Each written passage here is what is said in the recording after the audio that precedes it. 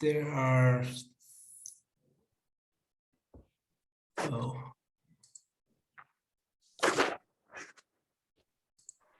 okay. Okay, welcome everyone this evening, or actually, I guess this morning or afternoon, depending on where in the world you are located.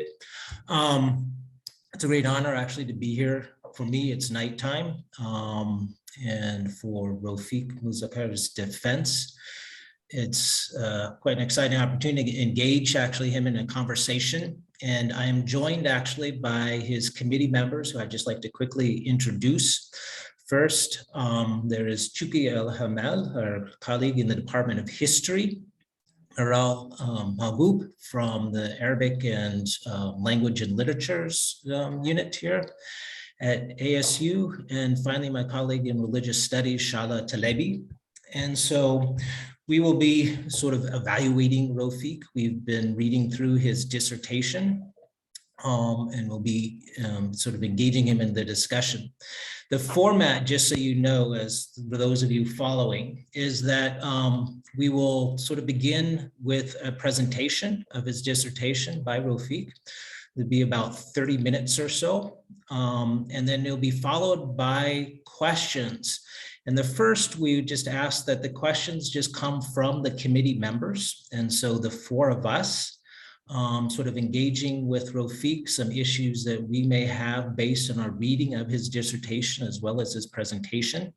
And then we will actually open it up to the floor for a couple questions. We'll have about, depending on the time, probably about 15 to 20 minutes for various questions or issues that any of you may have to pose to Rafiq as well. And then after that, the four committee members will actually step out into a sort of a breakout room where we will discuss sort of and evaluate the dissertation and come back and share obviously our evaluation. So all of this, hopefully, inshallah, will take about 2 hours.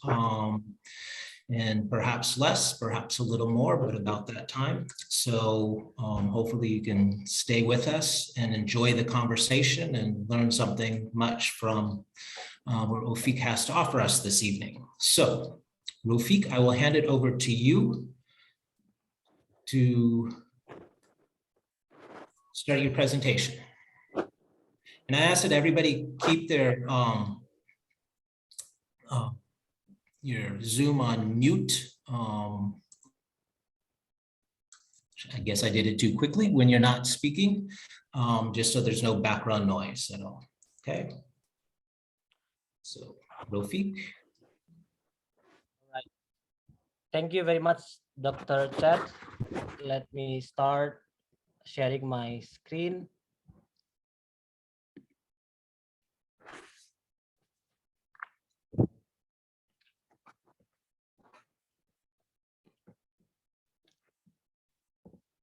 Welcome to the dissertation defense on tradition and modernity in the ulama's discourse on usurpation of power. I would like to begin by extending my gratitude to all members of my committee, my family, friends, and colleagues who attend this defense. In January 2011, I remember I was sitting on a chair scrolling down my Facebook page.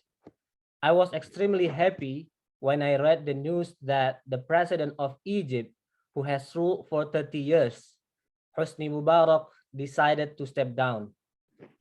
Since then, the news of politics of Egypt has preoccupied my concern. Until July 2013, my excitement of democratic process in Egypt turns into profound disappointment, particularly when a military general, the Minister of Defense of Egypt, Abdel Fattah al-Sisi, announced the removal of the first democratically elected president of the country, Ahmad Mursi. The Arab Spring is one of the most important moments in the history of modern Islamic politics. In Egypt, it started with people optimism, but ended tragically with the military coup supported by the public against a civilian president. This event has caused the split among the ulama or Muslim scholars between those supporting and giving legitimacy to this coup and those rejecting it. To respond to this incident, the ulama construct a discourse originating from Islamic intellectual tradition called usurpation of power or at-taghallub. As someone who has studied in the traditional Islamic seminary of Al-Azhar in Egypt and has an emotional attachment to it, the questions that comes to my mind is, who is right among these contentious scholars? But as an academic, I have different set of questions. The methodological questions that occupy my concerns are the questions of how to explain the invocation of certain Islamic discourses from the classical period by contemporary Muslim scholars to respond to certain political events. Another related but broader question is how to explain the transformation of certain Islamic discourses since their emergence in the classical period until the modern period. To answer these questions, I wrote this dissertation employing an intellectual history approach. The specific questions framing my research are: number one, how did the discourse of usurpation of power or at-taghallub emerge and develop throughout a long span of Islamic history from the pre-modern period until the contemporary times, or the questions of emergence and development? Number two, what are some of the theological and legal reasonings and socio-political circumstances that contributed to the persistence and change in the ulama's ideas about usurpation of power, or the questions of reasonings and context of discourse? Number three, what implications could these ideas about usurpation of power bring to the study of Islamic political thought? This study seeks to unravel both continuity and change, or stability and disruption, in the ulama's discourse on usurpation of power. I pay particular attention to how the pre-modern and modern ulama formulate their arguments about usurpation within the paradigm of legal and theological schools. When I examine discourses of modern Muslim scholars, I pay attention to the way Western modern political concepts shape their voices and outlooks. My argument. I argue that the ulama responded to the recurrent phenomena of usurpation in history by mobilizing historical arguments from Islamic intellectual legacy, or at-turath. Despite their divergent substantive opinions and approaches to the issue of usurpation, they share a commitment to Islamic tradition. My dissertation also demonstrates how modernity informs contemporary ulama to generate various approaches to the agreed upon pre-modern legal norms of usurpation of power. Definition of concept. I define usurpation as an act of acquiring position of a leader by holder of physical force with coercion, disregarding illegitimate means, which eventually compels people to recognize him as an actual holder of power. In order to make the definition clear, I employ two methods in the field of logic, which are particularization, or at-tafsil, and contrasting, or al-muqabala. The acquisition of a position of leader in the above definition refers to one of the three following constituents. Number one, coup. It is an act of overthrowing an imam or a ruler from his office and installing another person in his position. Number two, domination. It is an activity of controlling an imam or a ruler as a figurehead and gaining his recognition for a position of a deputy or a sultan in charge of political and executive affairs. Number three, seizure of local territory. It is an act of controlling a certain area of caliphate and obtaining an imam's recognition for being a governor of this territory or being or being a ruler of independent dynasty. In Islamic history, acts of usurpation of power had been taking place not only to acquire a position of a caliph or a general ruler, but also to gain a lesser but autonomous authority, which are position of a deputy and or a ruler of an independent dynasty, both against the authority of a central ruler. That being said, my dissertation is devoted mainly to examining the first category, which is an act of ousting an existing ruler and installing another person in the office. This is given that the military coup has become a perennial issue in Islamic political thought and has been transpiring since the early period until the contemporary time. Domination and seizure of local territory are only the subject of chapter 3 that specifically examine the discourse of the pre-modern ulama. With regard to contrasting, usurpation needs to be juxtaposed with rebellion. Rebellion is highly correlated but different from usurpation. There is a tendency among both researchers and Muslim activists, Muslim scholars, to lump these two actions together as one category. I argue both are different. An action is called usurpation if it succeeds in achieving its goal, which is overthrowing an imam and installing a usurper as a ruler and controlling him and gaining his position. If an act is still in progress or fails because an existing ruler already defeats it or able to regain the power, it's called rebellion by Muslim jurists or theologians. Rebellion is more general than usurpation of power in terms of means and techniques. Rebellion does not necessarily come with violence and physical coercion. It can ensue with another means, which is a reluctance to recognize an existing ruler. Research method. Several prior works tend to look at the issue of usurpation from a microhistory, viewing it from a specific case or a particular scholar's outlook. My intervention into this topic is through conducting a broad spectrum observation, ranging from the formation period in the 2nd or 8th century until the 9th or 15th century, jumping to the early 20th century after the fall of the Ottoman, and ending up at the contemporary period of the Arab Spring. This study employs intellectual history approach. I look at 3 components of analysis. First, I examine the socio-political context of ulama's discourse. Second, I study the contents of the discourse.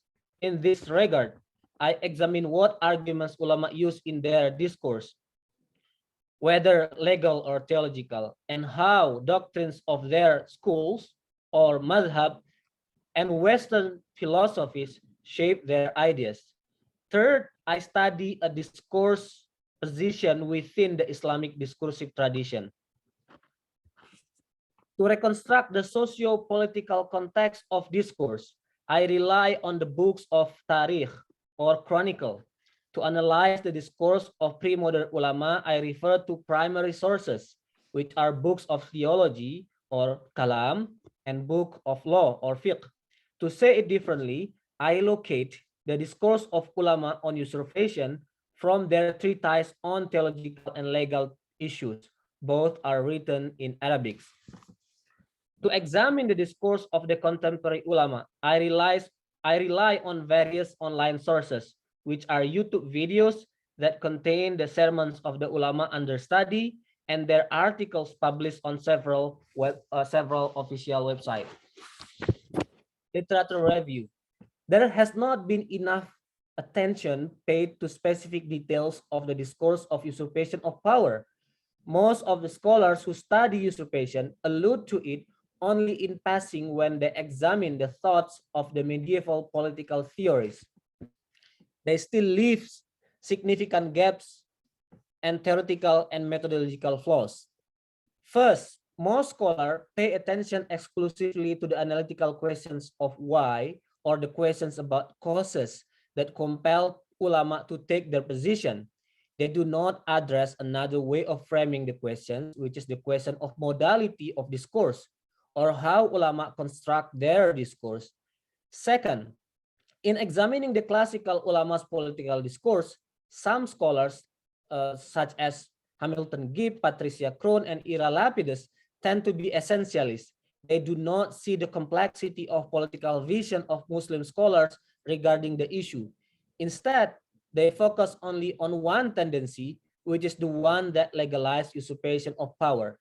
Third, they also employ Western analytical concept, namely secularization, in reading the ulama's discourse. It is kind of anachronism to read classical or pre-modern Islamic history by modern Western cosmology. The second type of research on this topic examine the contemporary ulama, how the contemporary ulama of Egypt justify the military coup against Muhammad Mursi through the invocation of the concept of usurpation of power. I organize the existing contention into two categories. First, what I call the epistemic replication. The scholars who employ this paradigm, such as Ibrahim Musa, maintain that there is no alterity and novelty in the discourse of contemporary ulama who invoke this concept. The traditionalist ulama of Al-Azhar in Egypt did not care about the language of the modern constitution, democracy, and sovereignty, which disallow the military coup. I argue that total imitation of classical discourse is hardly possible since the contemporary ulama of Egypt are also responding to their circumstances.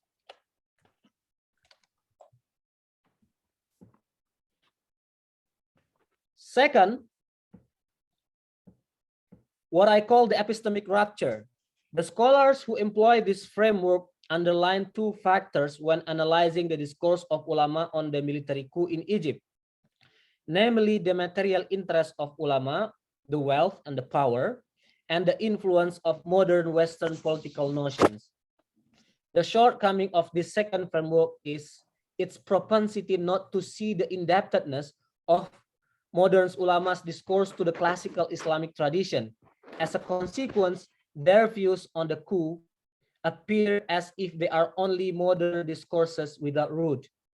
Drawing on both paradigms, I argue that we need to pay attention to both the role of Islamic intellectual tradition and the intrusion of Western modern philosophy in the ulama's discourse.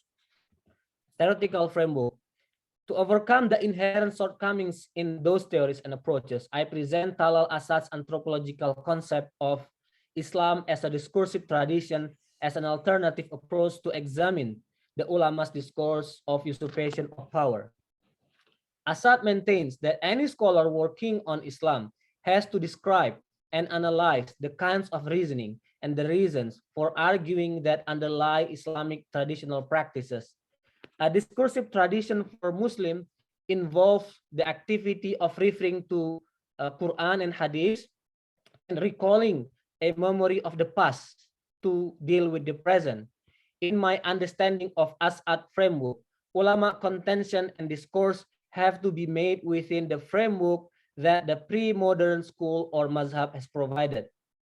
However, referring to the past authority in discursive tradition does not mean that ulama cannot alter opinions within madhab. Rather, they can use their agency as custodians of change to make a novel discourse. This is because they are responding to their contingency or socio-political context. In other words, tradition as employed by ulama can experience split, bifurcation, mutation, and transformation. These divergent rationalities of tradition will always compete and lead to inclusion and exclusion from the orthodoxy. Pre-modern discourse, or chapter 3. The ulama discourse, both as a substantive opinion and a modality of an opinion, witness several historical phases and undergo discursive shifting. They materialize in the period of the eponyms of legal and theological school. They then witness the period of systematization and discursive pluralism.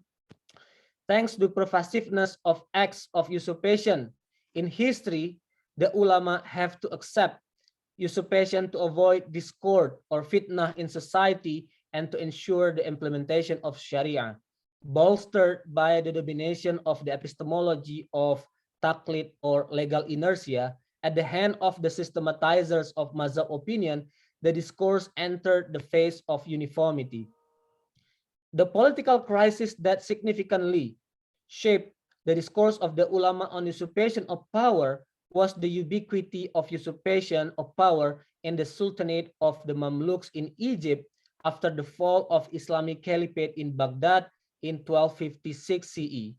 The views of the scholars regarding usurpation in this period onward experienced what I call synchronization and simplification at the same time.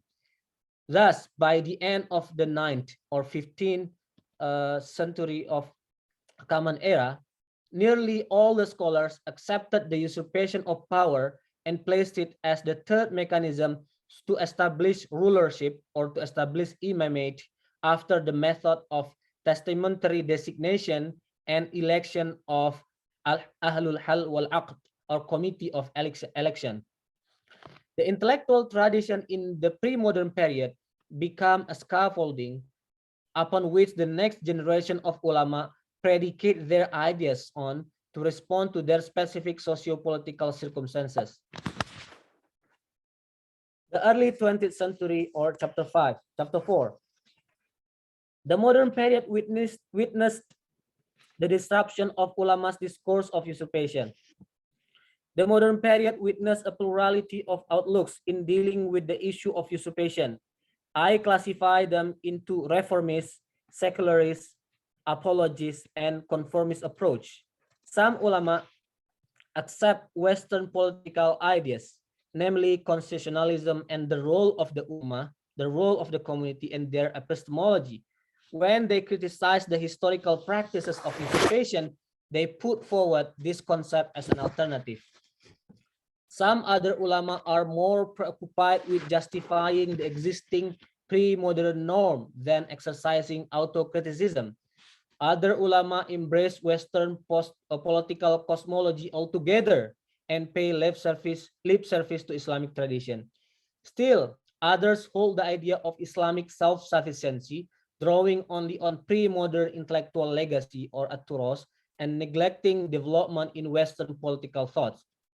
However, despite the nuance of approaches of Muslim scholars, what remains the same and continues with the pre-modern tendency is two things, namely the ulama's reliance on the language of tradition and the acceptance of discourse of usurpation as an exigent solution or as a darurah.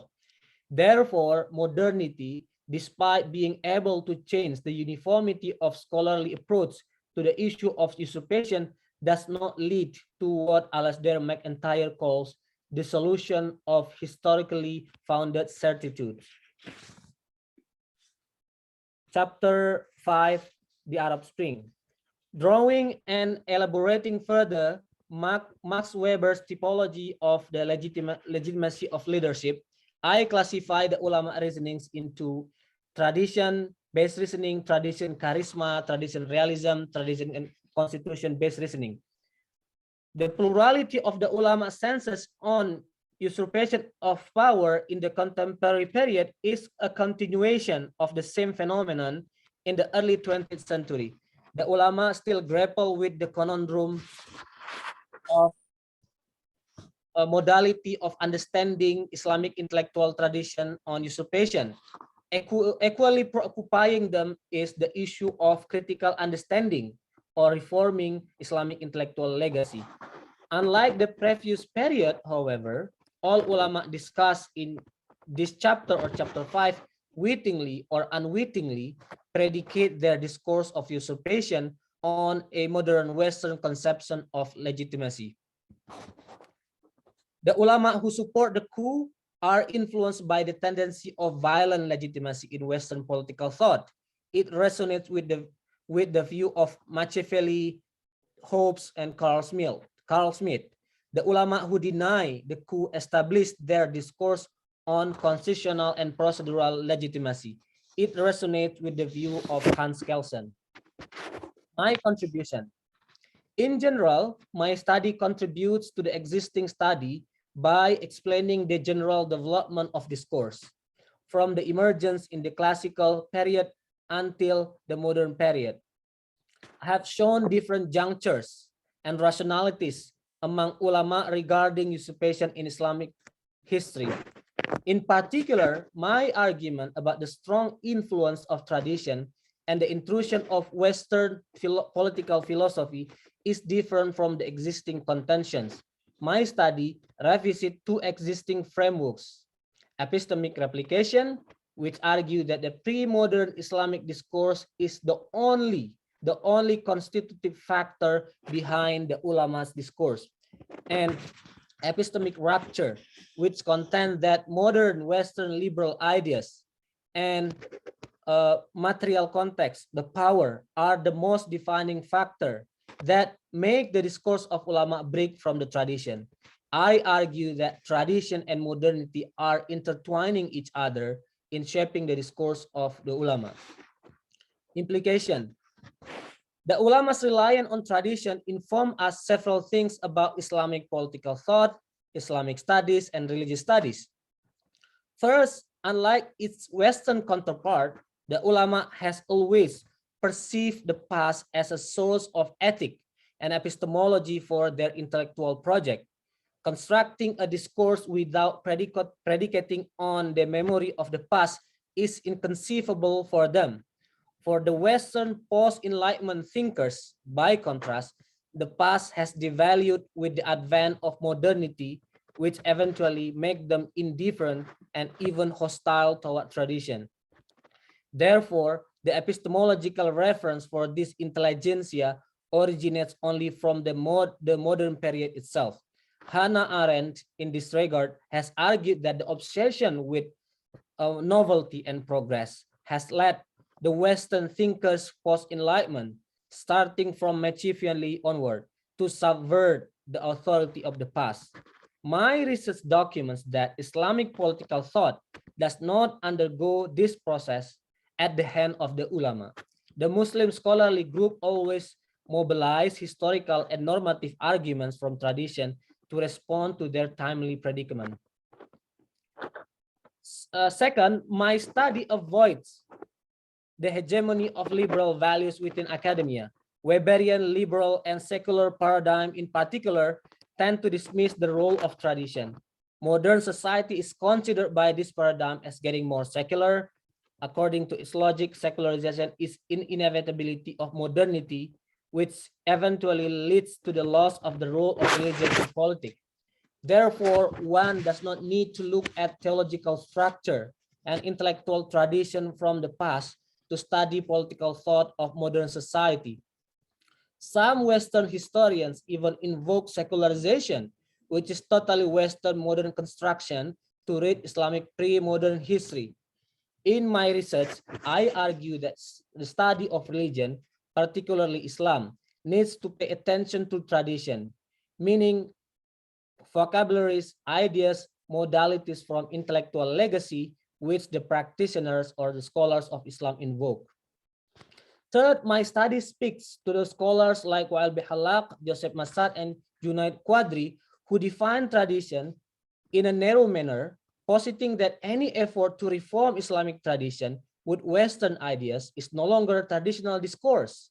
It assumes that with the coming of modernity and its constitutive elements such as colonialism and nation-state system, traditions suffer from the structural death and annihilation of entire pre-modern apparatus of knowledge. Any adjustment from conventional mazhab doctrines or classical school doctrines is no longer tradition. I argue that any effort to re-articulate and reconfigure tradition, as long as still draw on vocabularies, ideas, and modalities from intellectual legacy of Islam, is still traditional discourse, even when it engages with Western modern philosophies. Tradition is white umbrella which gave shade to different tendencies and rationality. Thank you very much.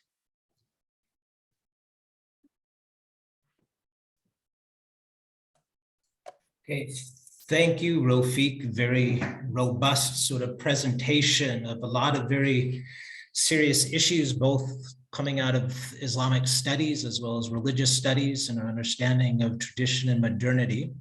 What we will do now is I'm going to take questions, or Rafiq will take questions from the 4 committee members, and we'll sort of get into a dialogue and discussion perhaps on some of these issues. We'll take up to probably about, I mean, depending on the questions, 30 to 45 minutes or longer, depending. And then only after that, we will open it up to others who may have questions. So I will start, being the chair, I get to pass along. If any of you other 3 would like to jump in with an initial question to get the discussion started, please feel free. Chuki? Sure, I was sure you're going to call on me. Yes, thank you so much, Rafiq. Really, you shine today.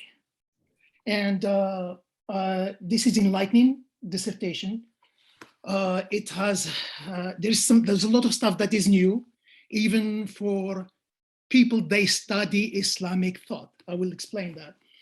Also, I appreciate that you took the recommendations seriously and you applied them in your work. I start with the style. The transliteration is well done. Thank you. Yes. There are a few things here there, but we can do it, off this meeting, when we get the chance. So I will just be brief and just ask one straight question that is placed in the literary review. So it's also the book that you have used, and I agree with you. It's not comprehensive. Of course, you're not going to cover the entire, the Islamic world, to Morocco, but at least you included one book from Morocco.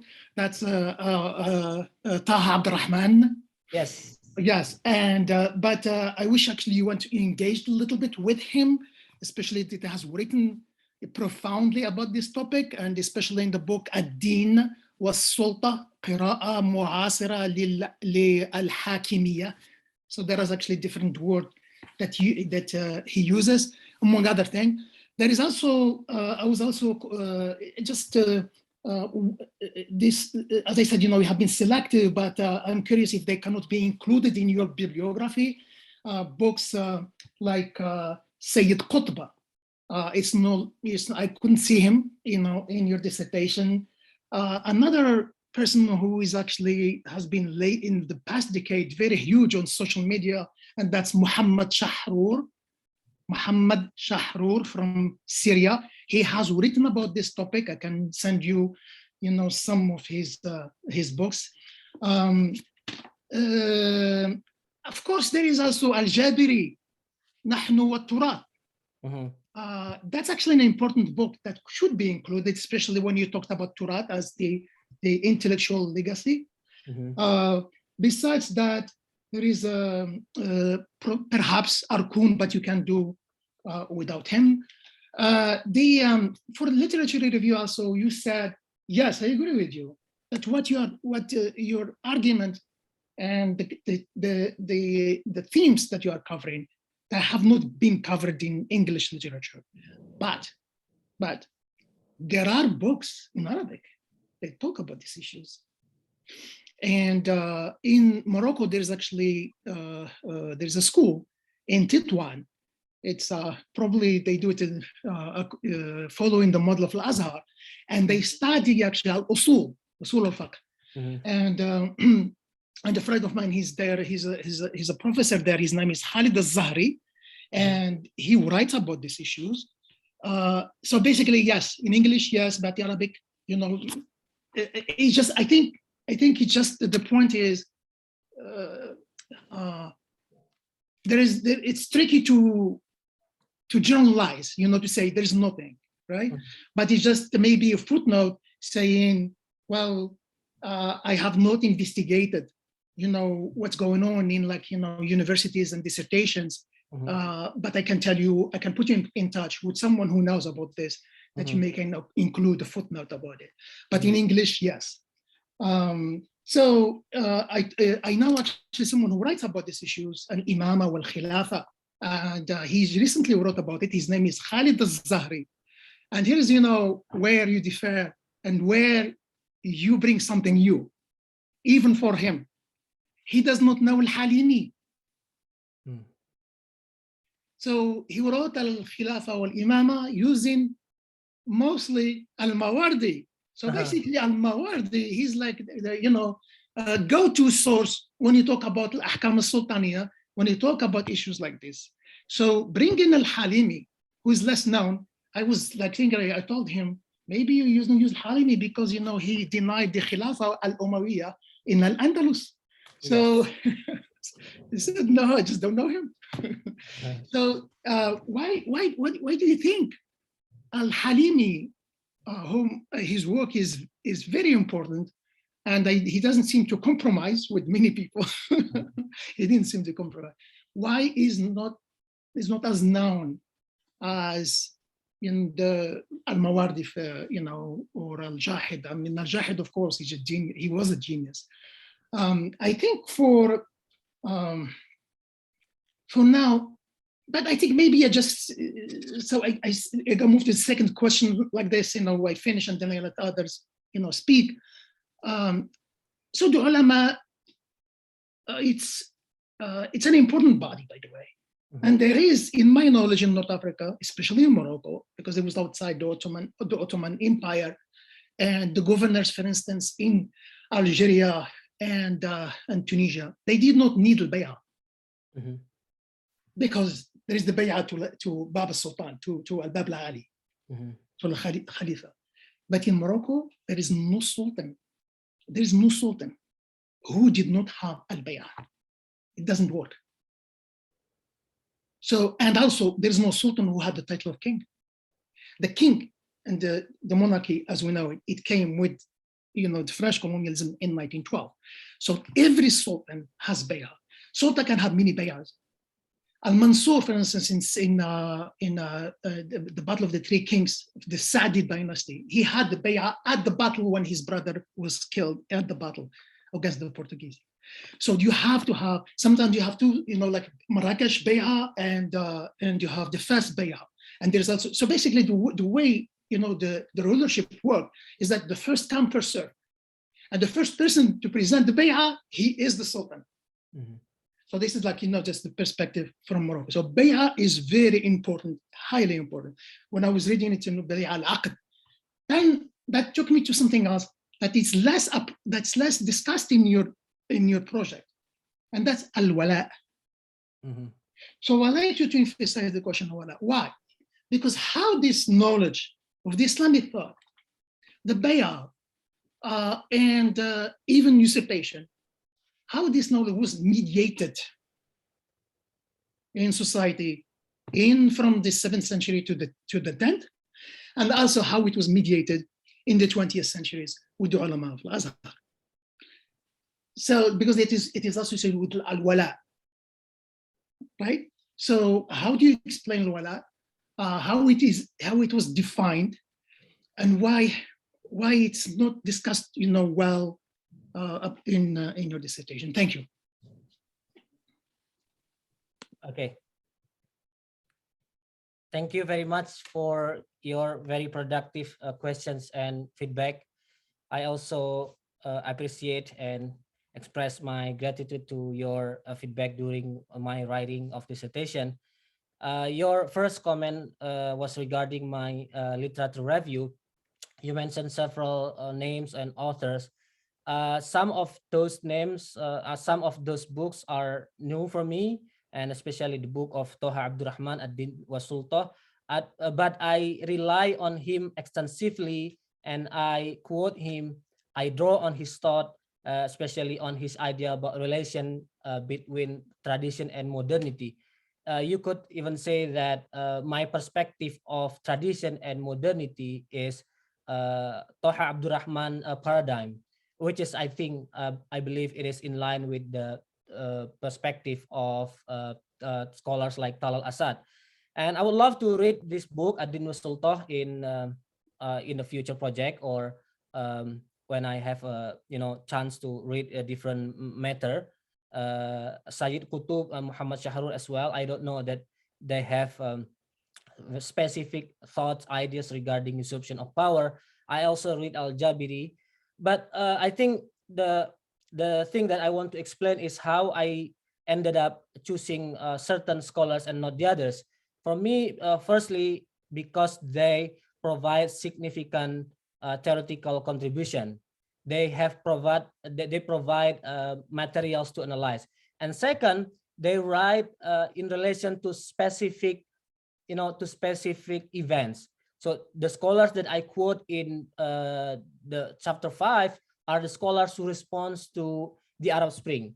So I don't know if Toha Abdurrahman engaged with the Arab Spring as well, but I believe his ideas is theoretical framework, or his ideas is also important to read as foundation for general project. And he also mentioned the schools of Usul in Morocco, Khalid Azhari, Al-Imama wal Khilafah. I would love to read that. And you mentioned your colleague who doesn't know Al-Halimi. And your question was why Al-Halimi is not well known or is not familiar. It is, I think, partly because of his position within the rank or the hierarchy of Mazhab Shafi'i itself. He's not the scholar at the level of, for example, Al-Ghazali or Al-Juwayni. They are giant, they are, towering figures.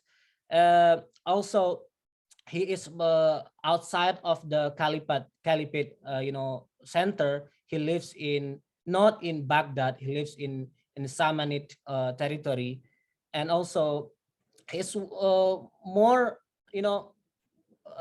known among scholars as scholars of hadith instead of scholars of political thought. So his book, Shu'abul Iman, is considered by many people as the book or the source that provide information about hadith.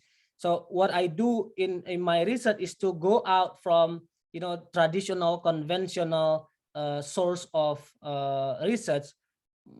Generally, people will look at the discourse of Al-Mawardi, as you said, and Al-Juwayni and Al-Ghazali, and I find that Al-Halimi's idea is not elaborated enough among scholars. And then your next question is why the issue of Al-Wala is not discussed in my chapter. I believe Al-Wala, the best translation or to render the Al-Wala is loyalty, if I translate that correctly. I think the issue of usurpation also reflects ulama's ideas on Al-Wala. So for ulama, their loyalty is not to the majority of the ulama. Their loyalty is not to the rulers. Their loyalty or wala instead is to the implementation of Sharia itself. So this is the thesis of many scholars that I think I follow in my dissertation.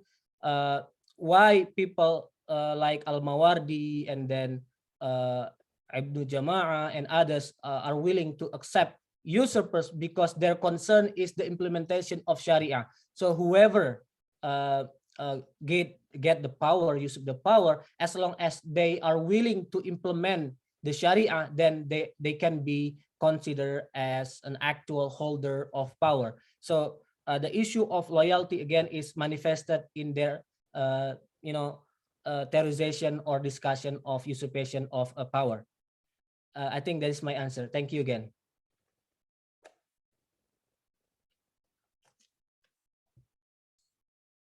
Are you satisfied, Chuki? Any follow-up questions to that? No, I'm saying that's good. That's very good answer. For the wala, Actually, one detail is about, the ulama. They, of course, they represent the ethos and the character of the population. But I asked you how that knowledge is mediated in society. That probably I didn't get the answer for that one.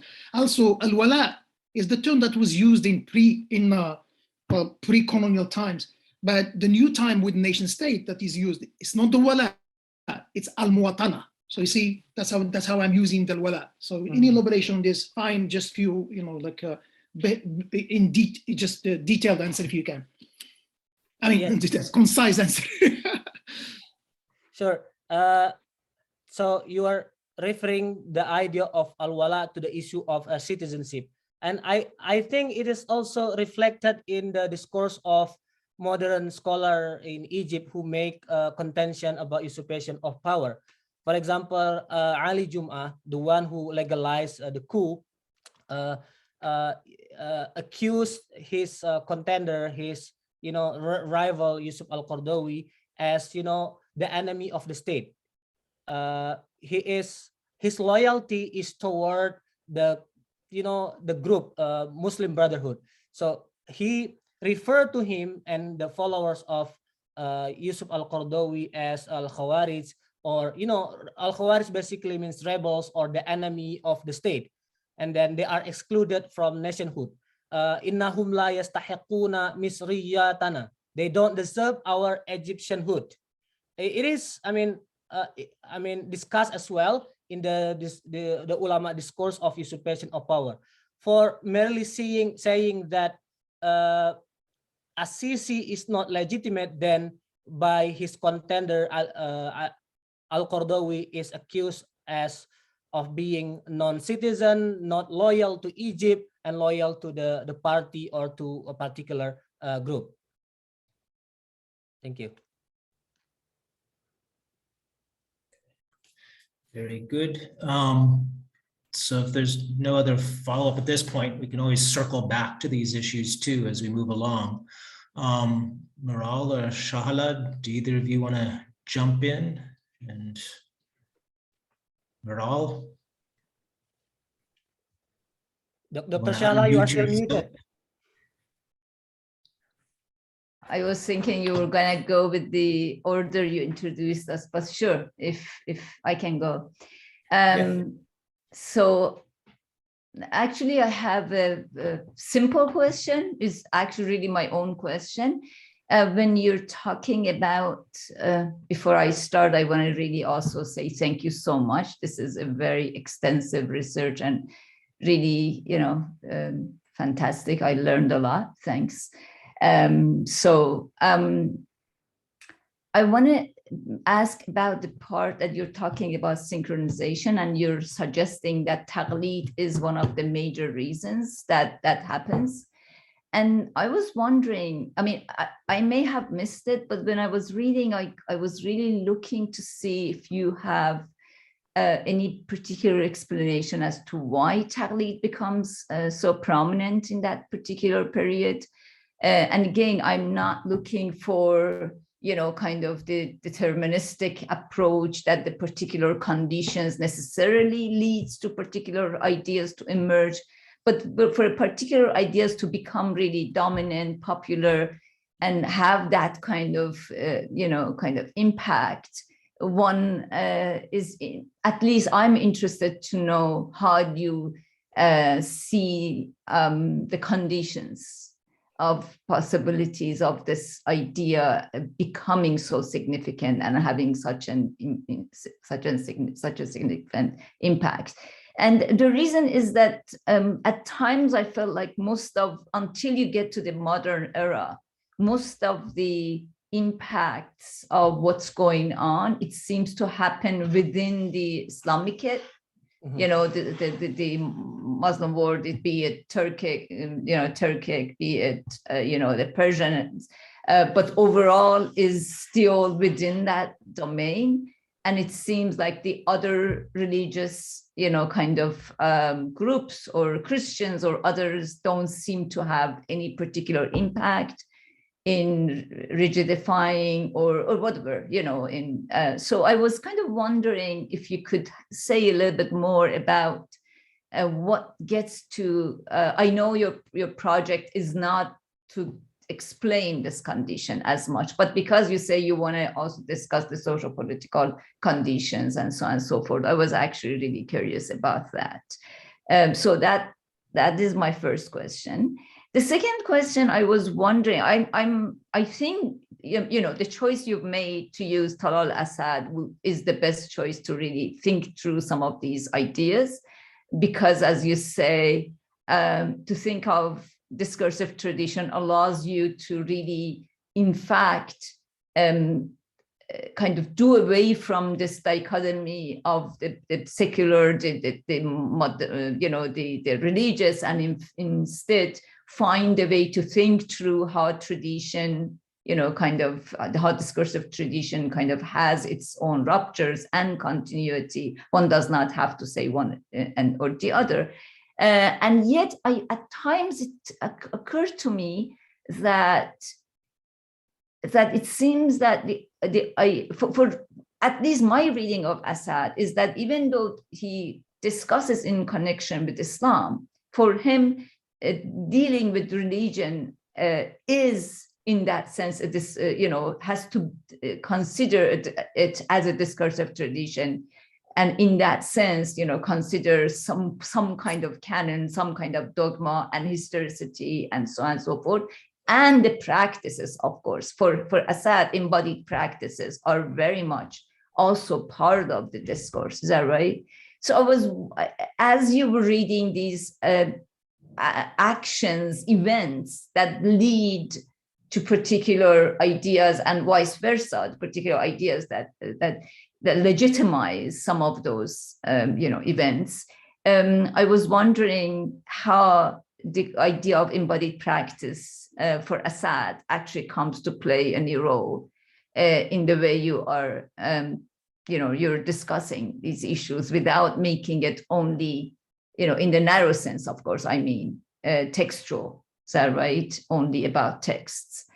And I understand that that's not what you're doing, but it would be interesting to really think about it. And yes, he discusses this question of the different relationship to the past. Mm-hmm. But as you know, even within, for instance, Christianity, if we're thinking about religious, is that right, community of Christians, for instance, there are particular traditions to which they have to also, is that right, discursive tradition to which they have to also refer, negate, is that right, negotiate, contest, so on and so forth. So in that sense, I thought that it appeared to me as if you're reading Talal Asad's discursive tradition only in relation to Islam. And so I was wondering if I'm, again, misreading you, or if that's something you're saying, again, kind of aside from the particularity of his discussion of Islam, that's not the point. And the last point I want to just bring up here, there are so many different things, but is the question of charisma. I was wondering, I actually have I send you these two texts that are about charisma as social movements, because you argue that charisma is not just simply, as the person who's against, the law and rationality and so, what. But I was thinking about, for instance, Serdus and his reading of the Catholic charismatic movements. Can you mention again the name, Dr. Sarah? Serdus.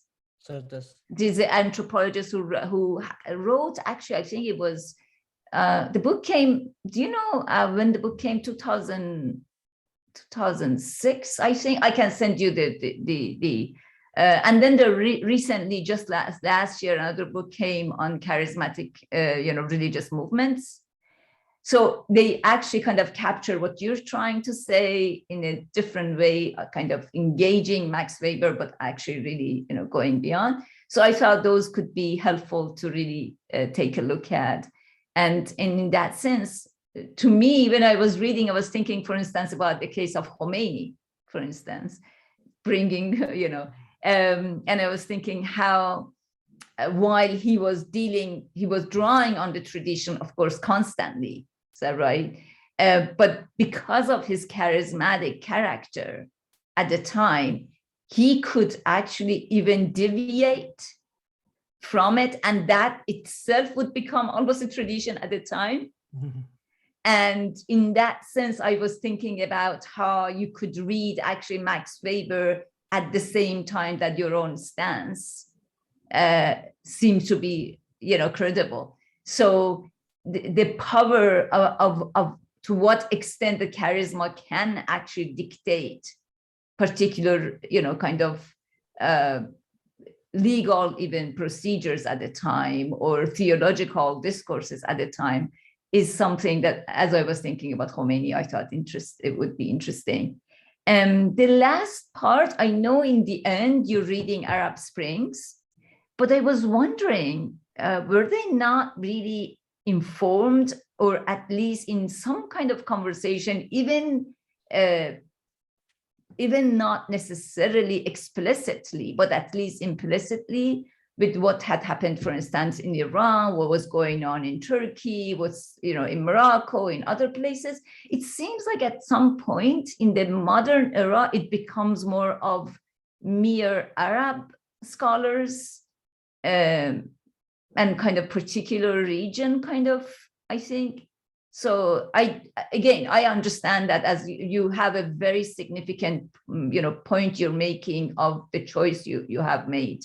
And obviously you say in the beginning, there is no way you can be exhaustive, and that's completely understandable. But there are particular groups of like scholars that seem to be very significant, and particular events that no matter what, one cannot not see the force they have, even when we see all the conflicts, and all the attempts in ignoring and so on and so forth. But I think they're still impactful enough to at least come as a footnote, I think. So anyways, I'm going to stop here, but those are just the couple of things I was going. Yes. Thank you very much, Dr. Sahla, for your beautiful and productive feedback questions to me. So wonderful to have you as my committee.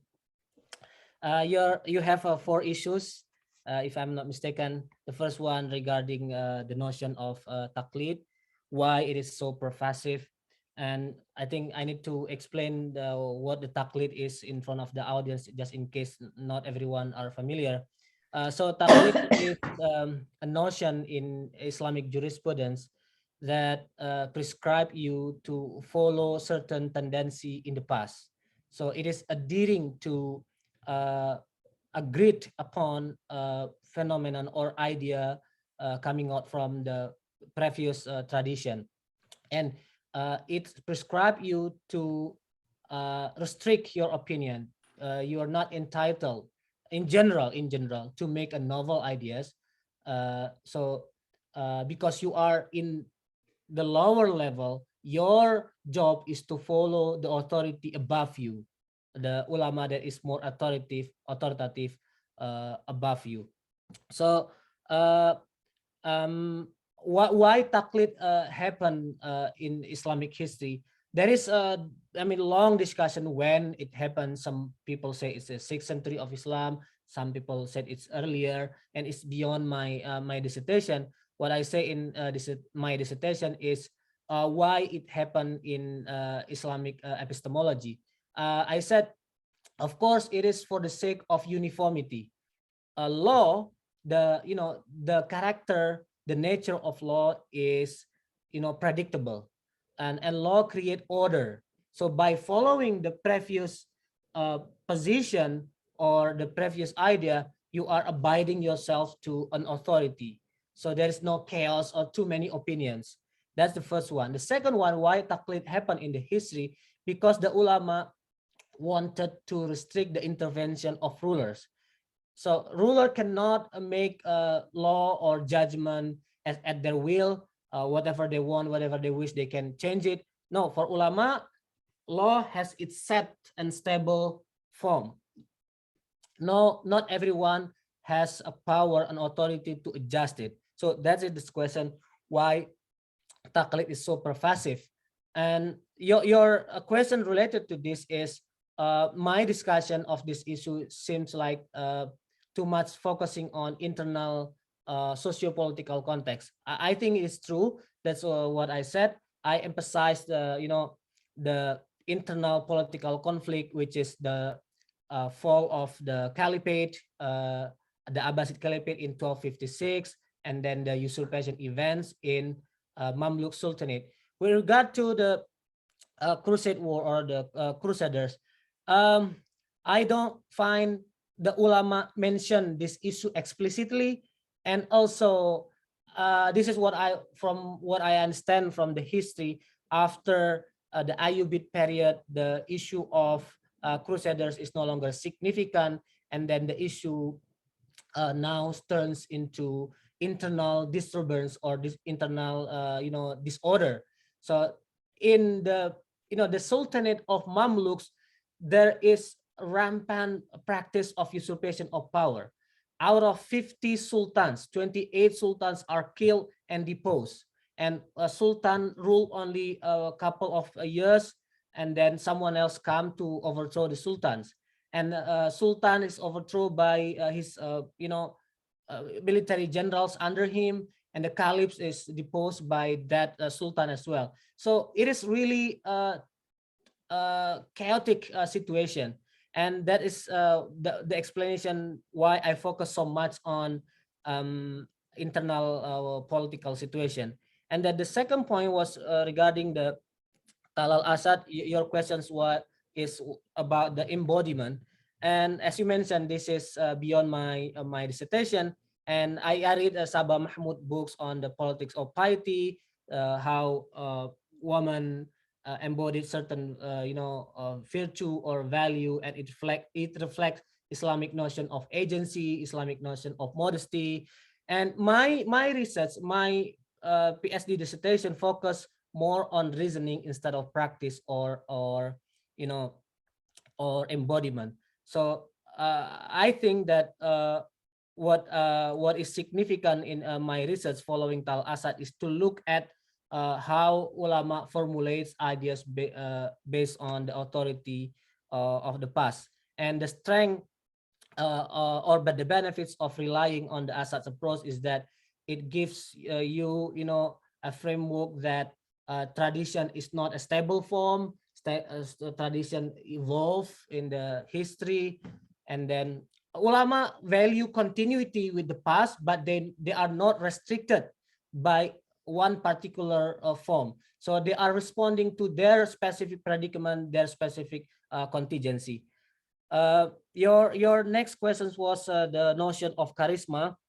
So in my fifth chapter, chapter 5, I discussed the issue of charisma, and you mentioned another book by Deserto, if I'm correct.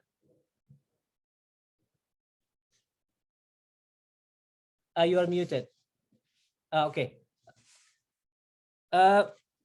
Yeah, I haven't read this book, so I need to look at it at different moment. My notion of charisma is that someone occupy a position of ruler because he is seen by people, by followers, as a person of achievement. He is a hero. He is a warrior. He brings tremendous impact in terms of history of the country, fighting the wars. So, and then this kind of reasoning is exactly what Ali Jum'ah employed when he justified the coup. So instead of seeing charisma embodied in one person, Ali Jum'ah see that charisma embodied in the institution of the military itself, the armed forces. So he addressed, for example, the military by saying, "Ayyuhal abtal wal fursan," or the heroes of the knights, you never make any mistake. God always guide you. You always make the truth. I mean, we belong to you. Basically, I mean, what Ali Jum'ah employs is what what Max Weber mentioned in his notion of charisma. And you mentioned how charisma turns into a tradition. If I understand correctly, or if my understanding is correct, this is connected to what Max Weber calls routinization of charisma. So after long period, then someone who is considered as charisma can be considered as a normal leader. So the legitimacy that previously based on charisma now turns into legitimacy based on constitution, based on legal reasoning. And he mentioned that it is because of bureaucracy, because of, you know, opportunism, because people want power and secure job, so they, you know, perpetuate the charisma as a system. I mentioned the issue of routinization of charisma, but in my footnote. And then your next question, are the ulama, did the ulama that I discussed in this chapter engage with other places? Yes, outside of Egypt, Ali Jum'ah, for example, mentioned the case of the ouster removal of the Amir in Saudi Arabia, and one case in Morocco, but at this moment I don't recall the names. I'm sorry, Dr. Or Chuki, that I don't recall the case that Al Jum'ah mentioned, but absolutely, in order to justify the coup, he relied on the classical instances, classical example, the notion coming from Al-Juwayni. And also he draw on the experience from other places. But you are right, his idea is still Arab-centric. He does not quote any other experience of in Iran, or it happened as well in modern history of Pakistan, in other places. So you're right that the notion that being employed is still experience from the Arab countries. And thank you very much. That is my answer. Okay. Thank you. Very interesting issues being raised here, and certainly a few follow-up questions I have to that, but I'll let Maral, if you want to unmute yourself and if you want to pose some Absolutely. questions, and then we can circle back. I'm so happy that I'm really part of that committee. It's very interesting writing and very interesting topic. I really loved it. And chapter 5, I really engage in it in several ways, honestly. So maybe I will speak more than anyone. The first questions is about the expression ulama.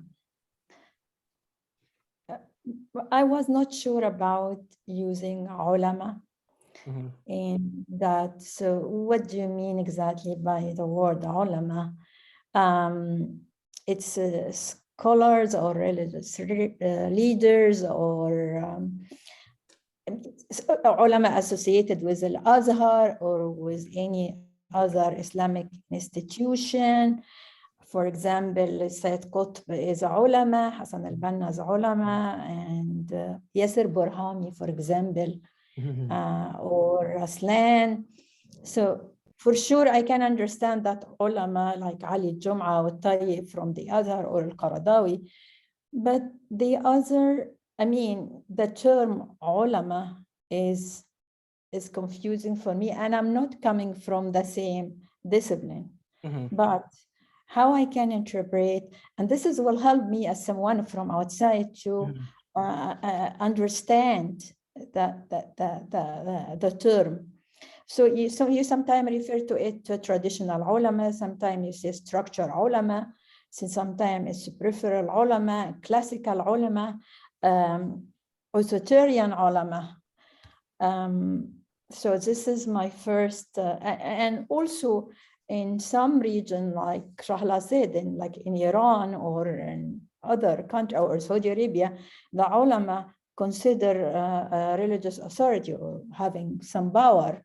So, and also from Shia, they are ulama, but different ulama. So I was someone from outside and really forgive me if I'm not, I felt this needs to be determined, especially in chapter 5, when you use names.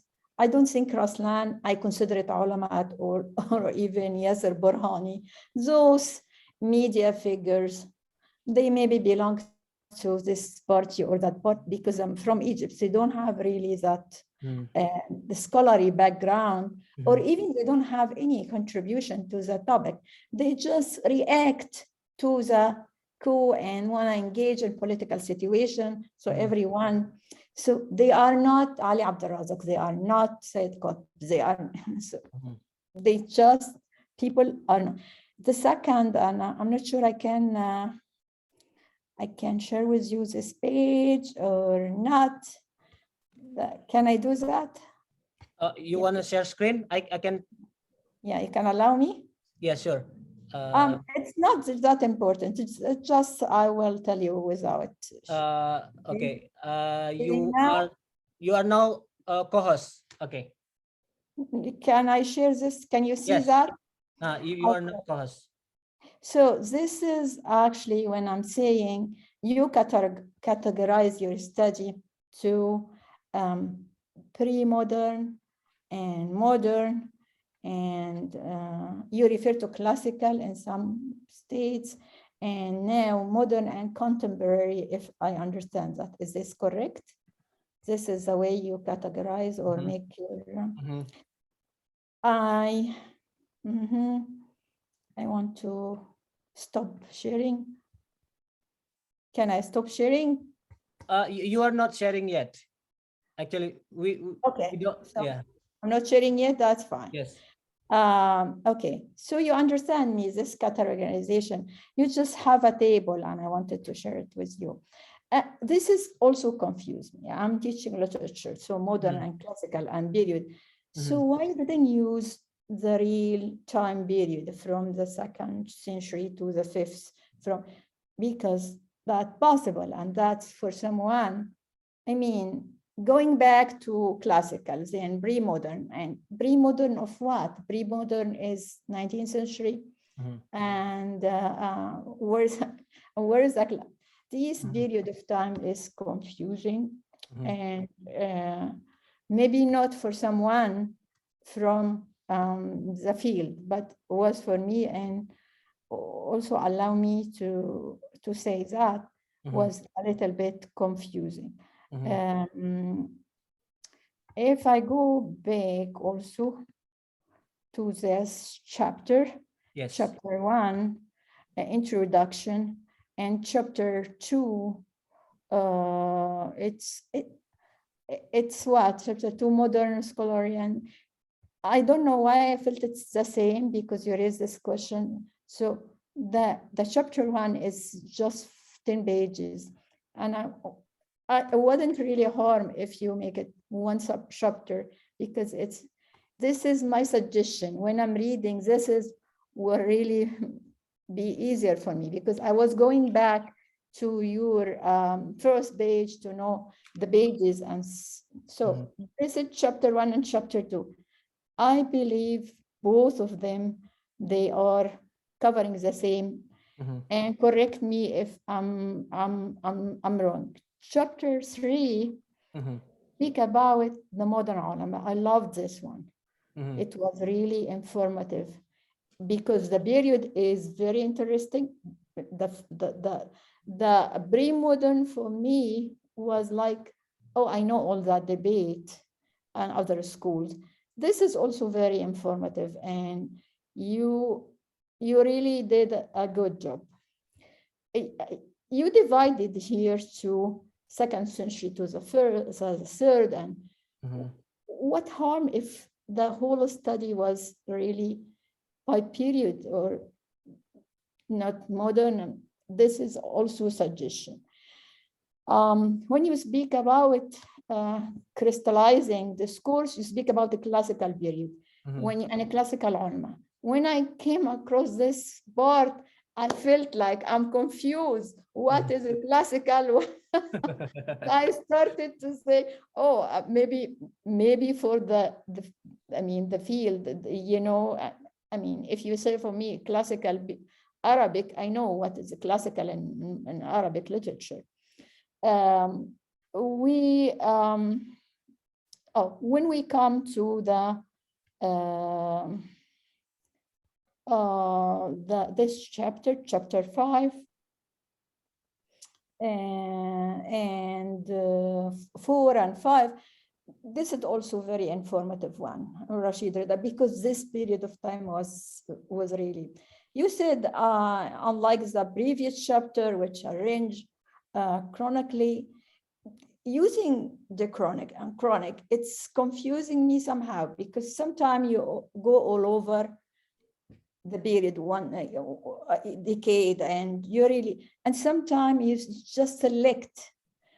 So from chapter to chapter, you change your approach, which is a little bit confusing for me. So if you decide to go, chronically, so you don't have to say in this chapter, I explain them. Because at the chapter 5, I will start really, I just quoted you, the chronic approach. So switching between two approaches and from chapter to chapter, from perspective of someone not from other discipline, it's confusing. Chapter 5, I will disagree with you a lot. Okay, can you allow me that? Sure, of course. You have subtitles say Ali Jum'a and his unconditional support of the army. I felt this is really out of the topic. We speak about the discourse. So, okay, you speak a lot about the setting of here in that contemporary part, everyone have attitude, everyone have background, everyone, and you understand me. So when we disagree, we just say everyone have his own opinion. It doesn't mean your study is not covering that. Yes. But I will disagree with your opinion about that. Okay? Okay, sure. Okay, so I would like to stop sharing, and I will just say for you, you would choose to 3 of the ulama, Tayyib, and before I move to that, yes, Ali Jum'a, Ahmad al-Tayyib, Ali Jum'a. Ahmad al-Tayyib was the Sheikh of Azhar. Ali Jum'a is the Mufti. Yusuf al-Qaradawi is Yusuf al-Qaradawi. The first 2, Ali Jum'a, he supported the military, used the concept of al-istila, and bay'ah, and he really take the side of and he said to stop the fitna. Ahmad al-Tayyib was the same. He chose khaf al-dararain, which one is harm. So both actually, I can't say they support, they just justify the coup. Okay, I agree with you completely. They did that. And authoritarian, there is a school, always they support any of that because of that. The history of Islam is full of Ahmad al-Tayyib and Jum'a and other who will support whoever will come to Khilafah or to power or in any way. You choose the third one is Yusuf al-Qaradawi. You speak a lot about al-Qaradawi, and I will share with you this note from al-Qaradawi, because it seems to me you like him. I like him too.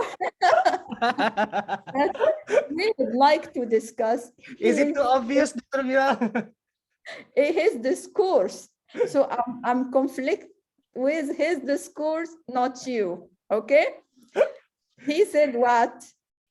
He stated that Mubarak ruled for 30 years. So we have to get rid of Mubarak because here, okay? Then later on, he said that Muhammad Morsi is elected president and we shouldn't. And can you please read for me? This is your quote about al-Qaradawi. First, Morsi was elected. You would like to read that?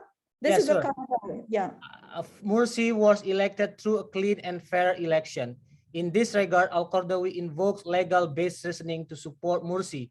Al-Qaradawi mentioned that he came to power through people's will. Al-Muntakhab bi-iradah al-Ummah. He won 55% of the total ballots. This is, in fact, the first time in Egypt where a presidential election was held democratically. Okay. This quote. And another argument that Yusuf Al-Qaradawi invokes to defend the right of Morsi as a president is the fact that Morsi and his party had an Islamic platform. Al-Qaradawi has perceived Egypt as facing the threat of secularism.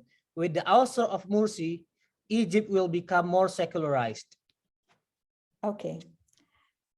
I will go back to say you, as I understand, and correct me if I'm wrong, that Qaradawi, according to your writing, actually, is contributed to renewal and reformation of Islamic tradition. Correct me if I understand you wrong. Qaradawi is not justifying the military coup.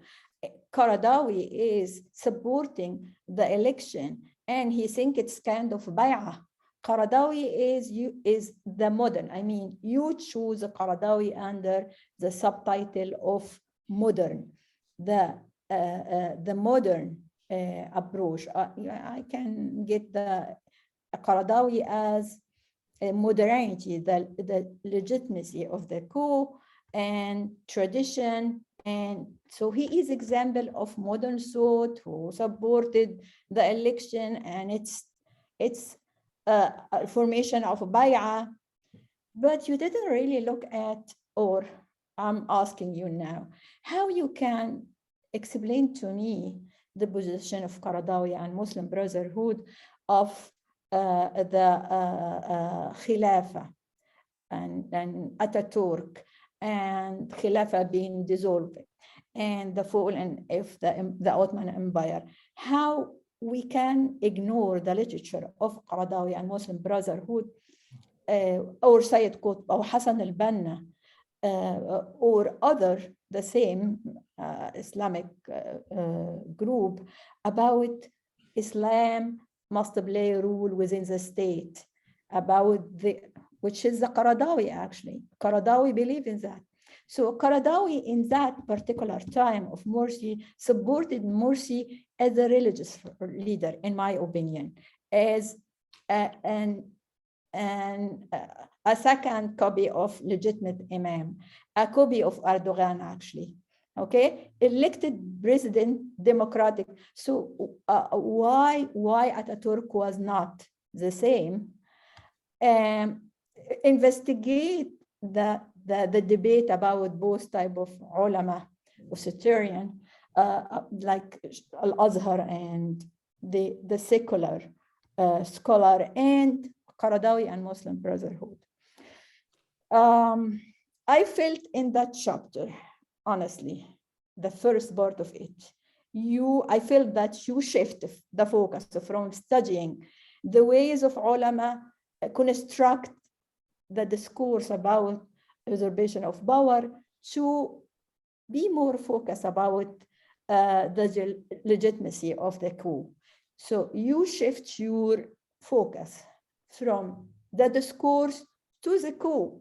I felt that, and it's not really separated, but it's different.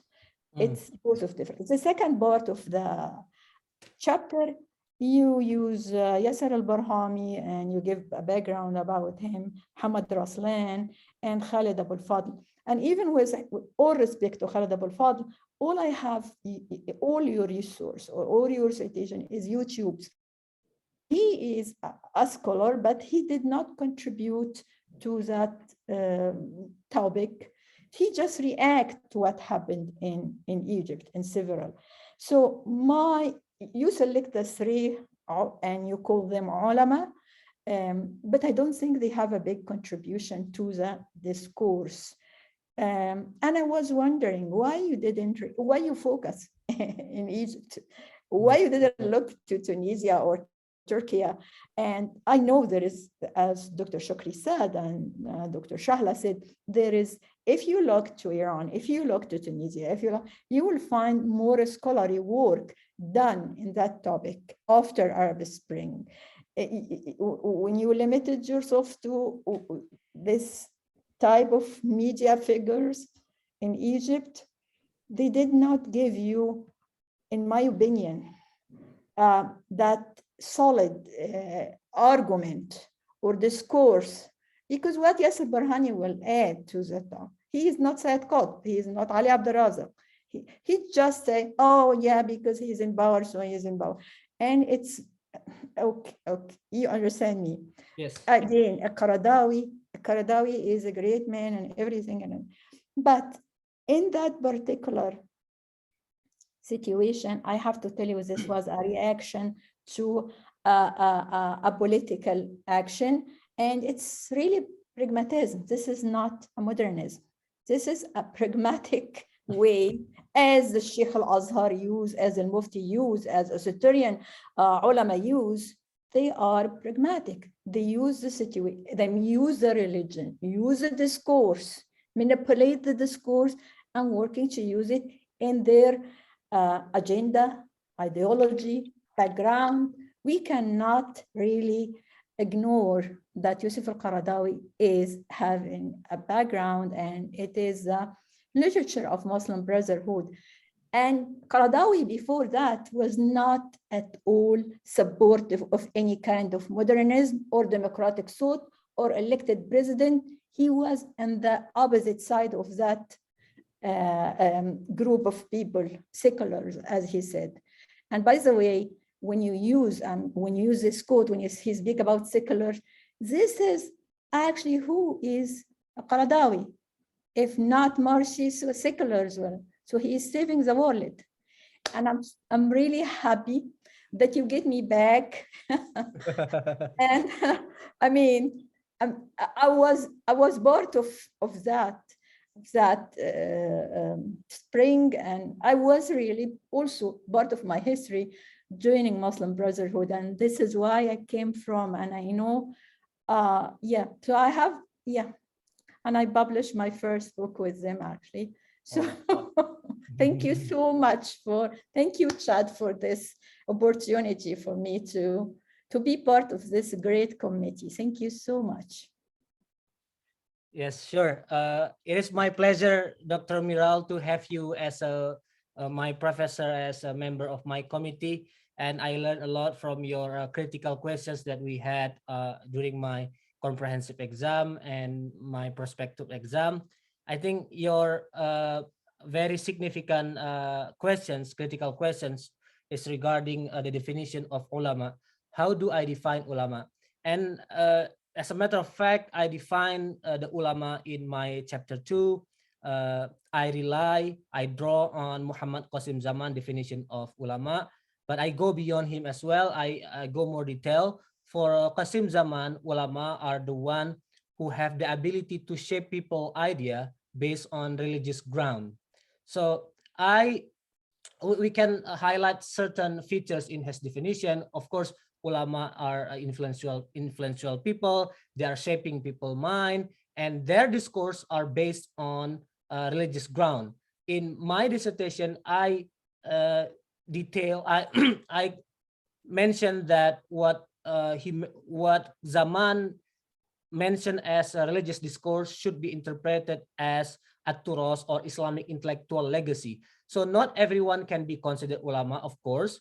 Rulers can mobilize people, rulers can shape people's mind, but they don't mobilize intellectual legacy. So ulama are the one who are familiar with tradition, intellectual tradition, and use that tradition to shape people's minds. And in my repertoire, in my account, tradition is not a stable form, of course.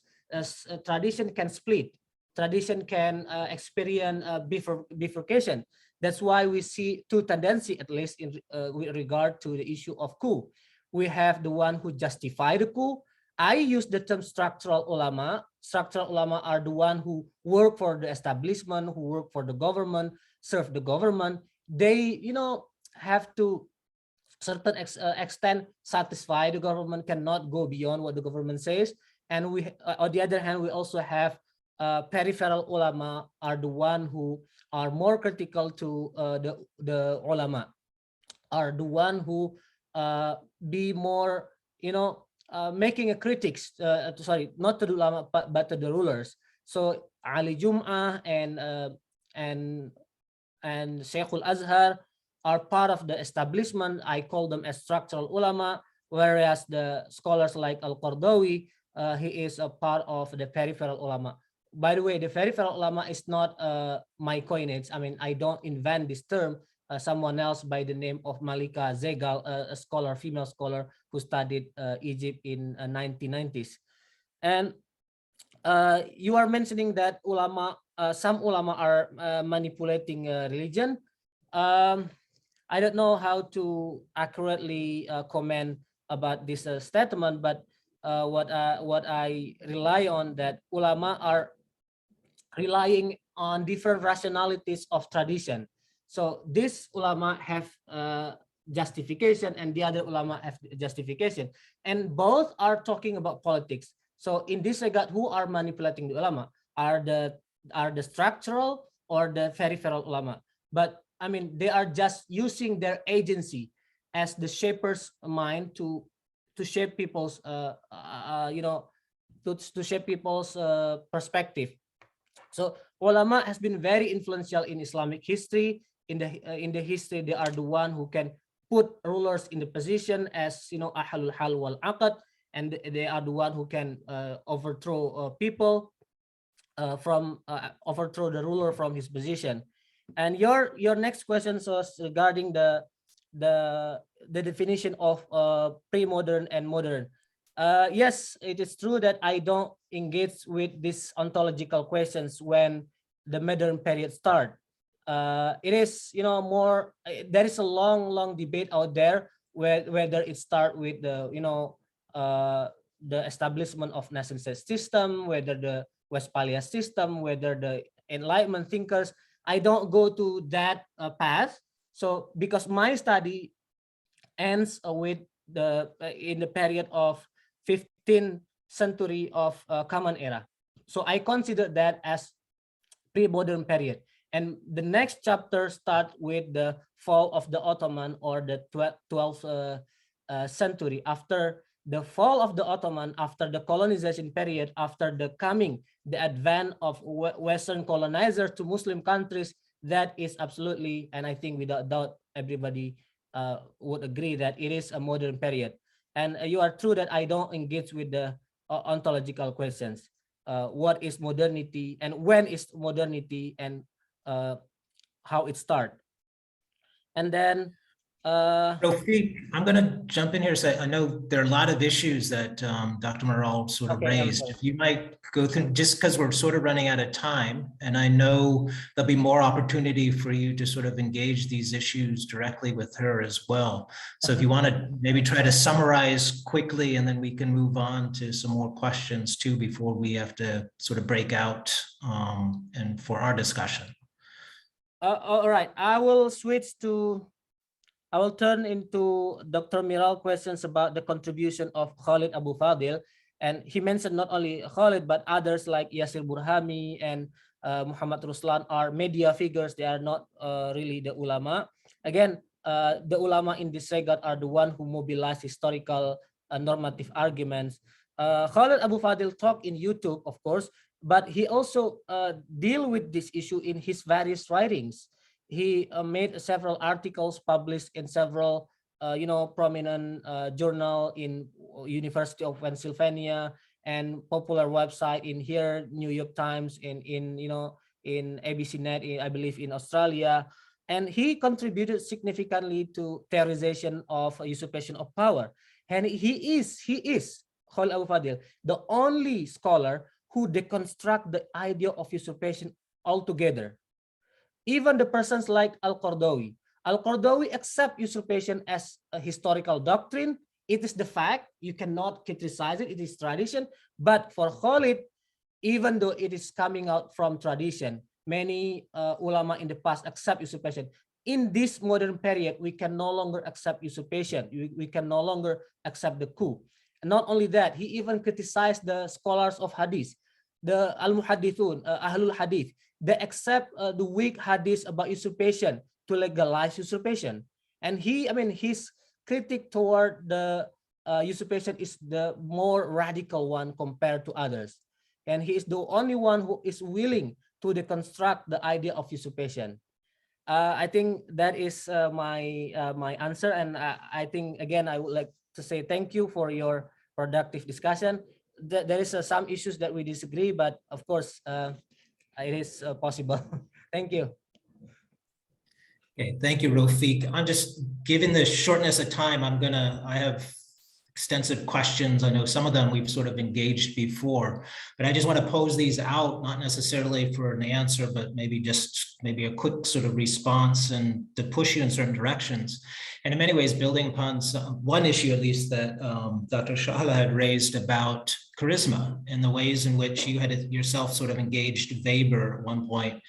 And Weber himself sort of maps out charisma versus authority as sources of power. We're actually, and you also draw upon a little on Foucault, but Michel Foucault really takes those ideas and really pushes our understanding of power much beyond the ruler himself, and the ways in which power gets diffused through society, through ideas, through the ways in which discourse itself gets constructed, the ways in which particular normative claims and truth claims get produced and circulated, and the ways in which, as you discussed earlier in one of your things, was sort of the embodiment as well as another way in which we embody certain way of modes of power.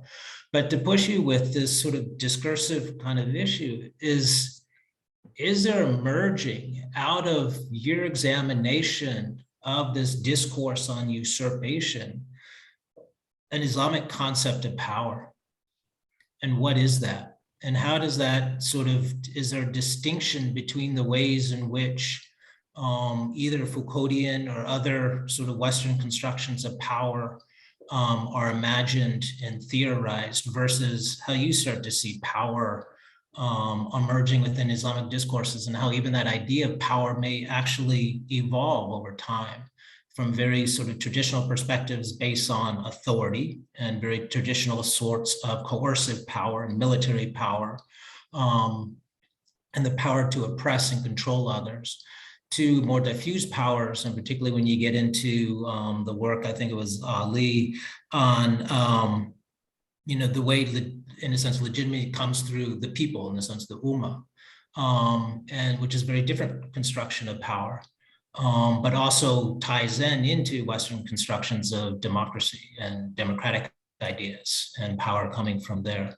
But again, we're focusing there just again on sort of state power and power of ruler, but the discourse that comes out of it and the whole construction of Al-Azhar as a site of producing discourse about Islam, the whole ways in which you yourself sort of participate in a very kind of Arab-centric construction of knowledge of Islam that Dr. Shala also sort of raised. I would sort of push you to sort of imagine how that itself reproduces a particular power structure within Islamic scholarship.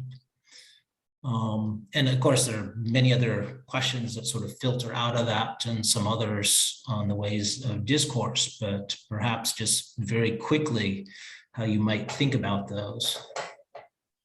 Okay. Should I answer right away? If you can do it in 2 minutes, sure. Okay, I'll start from your last concern about the approach that I take in my dissertation is more like Arab-centrist notion of power. Most of the sources that I rely on are Arab sources. It's Book of Kalams and Book of Fiqh. But if we look at from different angle, from different perspective, not all the scholars that I discuss are Arabs. For example, Al-Halimi is Persian, but he writes in Arab. And also Al-Juwayni is an Arab. He lived in Nishapur. And of course, Al-Juwayni, of course, Ibn Jama'ah and other like Al-Kamal bin Humam are Arabs. But some others like, the name that I mentioned, Al-Juwayni and Al-Halimi and previous scholars from the Mu'tazilah ranks are non-Arab. So the question is, how do we define Arabs? Are Arab is ethnicity, or Arab is language? They are Arabs in terms of language of communication, but in terms of race or ethnicity, they are coming from different background. And your question is, do my discussion find any specific conception of power in Islam, whether is it Foucauldian or others? I don't engage specifically with these questions, but what I can recall is that what I do in my dissertation is that I do what I call a decolonial move. Some scholars mention that Islam has nothing to do with power. Oliver Roy, for example, mentioned that anything that engage with power is not Islam, is not tradition, because Islam is the tradition of ethic, and anyone who engages with the power is responding to modernity. They are the product of modernity, and they are the they are the captive of modernity. In here, I mentioned that even in early period of Islam, ulama already engaged with power since the period of Ash-Shafi'i. He wrote a treatise on rebellion, al-Ahkamul Bagh, and also in here usurpation. Yes, in the past, ulama also engaged with the power. I think that what I can answer from your questions. Is there any specific conception of power? With regard to the usurpation, I find two tendencies. One is procedural legitimacy, which I said is resonate with the idea of Hans Kelsen. Second, violent legitimacy, which resonates with the thought of Hobbes and Carl Smith. And both conceptions are embraced altogether by Muslim scholars. I think that can be also considered as Islamic conception of power. Or if you want to move beyond before that, what is Islamic? That is different, another set of questions. What is Islamic? That is a long story, a long debate out there. Save that for the next dissertation. Yes, of course. Okay, just because we're running short of time, thank you, Rafiq. Do any of you have, the four of the three others of you, just have any quick follow-up question or issue you want to raise before we go into I see Shala Betts. So yeah, go ahead, Shala. First of all, I want to thank you, Chad, particularly. I think it's really says something about the advisor, how much a work can be clean, neat, structured, and thoughtful. I mean, of course, we already said thank you to Rafiq, but I want to appreciate what you've done. But I want to just end with one little note, kind of following up on what you were saying, Dr. Haynes, that when I said embodied practices, I did not mean what Sabah does in a particular case of practice as such. What I meant was that throughout these histories of creating authoritative discourses, practices of the ulama, of the community itself, is also part of the way discourse gets created, gets negated, gets justified, gets negotiated.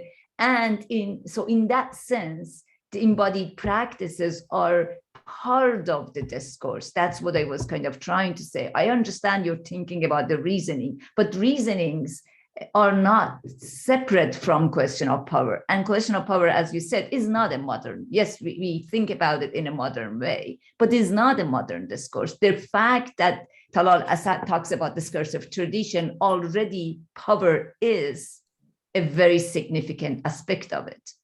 History itself has a way of bringing power into the question. We don't have that much time. We can talk about it later, but I just wanted to say, think through some of these things, kind of pushing yourself a little bit further, because it's actually your project actually lends itself to it. It already is implicit in the project. So I think it will be interesting, will be a very great contribution you can make there as well. Thank you. You're welcome. Thank you as well. Okay, just given the time shortage, I know many of you in the audience may have your own questions, and I know that's one of the unique things about a Zoom defense is that many people can participate that normally would not have that opportunity. But given the shortest time, I'm going to ask that the 4 committee members, we're going to step out into a breakout room. And during the time that we're having our discussion, I'll allow Rafiq to sort of field any questions or discussion that any of you may have for a little while until we come back in, if that's okay.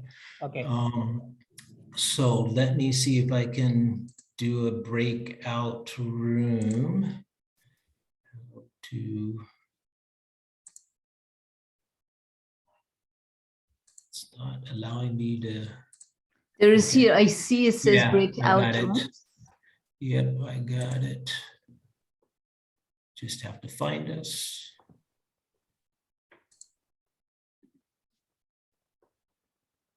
Where am I? So just use assign manually.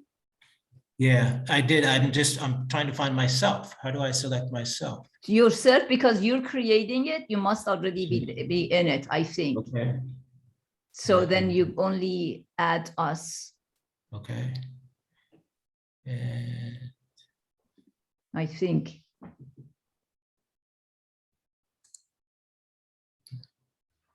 sorry, I'm pretty ignorant here. I've never done this actually, so.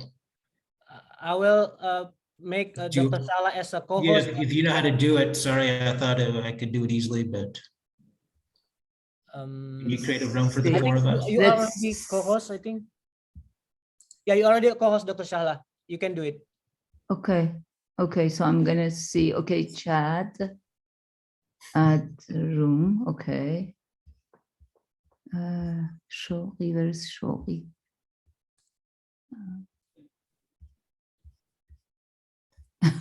Finding people, you're right. Just Yes. finding people it's gonna be a while. So yeah, I already took that. Okay, shortly now. Okay.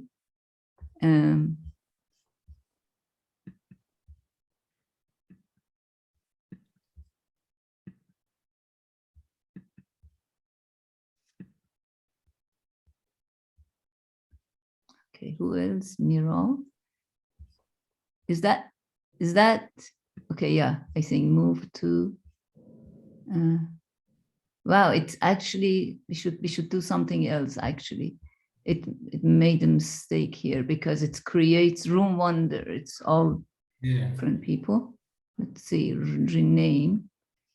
Okay, room 3. Sorry about that. It's taking longer than I thought. Already had this one. Surely, okay, move to room 3. Okay, chat. Move 3. That's it. I guess it should be there. I guess. How do we do this now? Room 3. How do we enter it? That's what. Yeah, so you're here. Miral should be also here.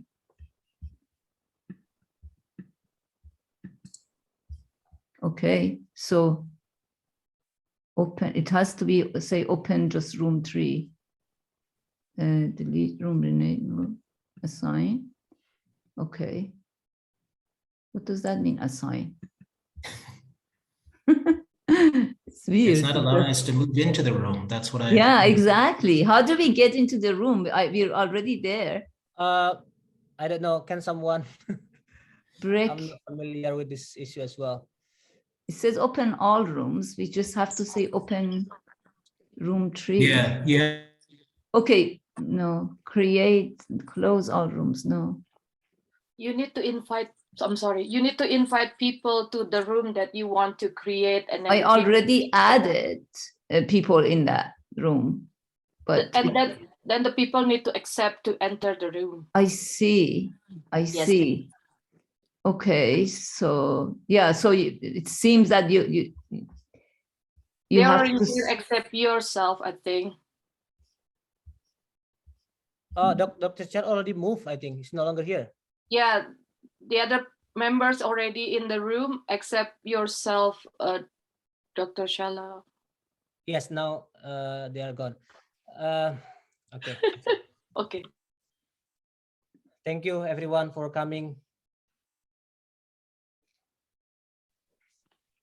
Good job, Mas. Thank you.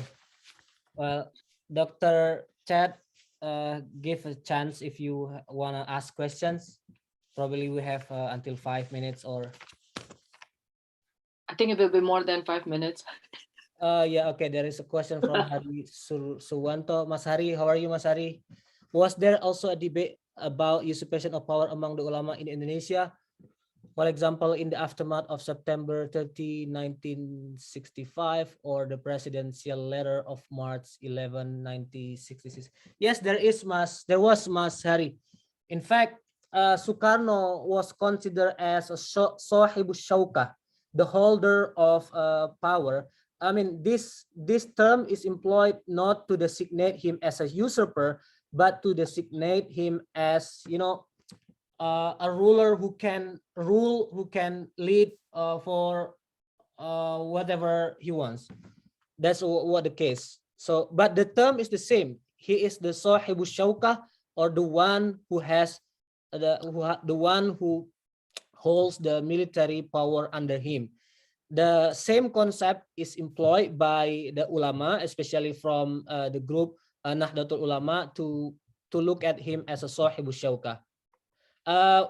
Is Suharto considered as usurper? I'm not sure. I'm not familiar, but I think he's too powerful at that time. Nobody is brave enough to consider him as a usurper, because usurper basically is, illegal ruler basically.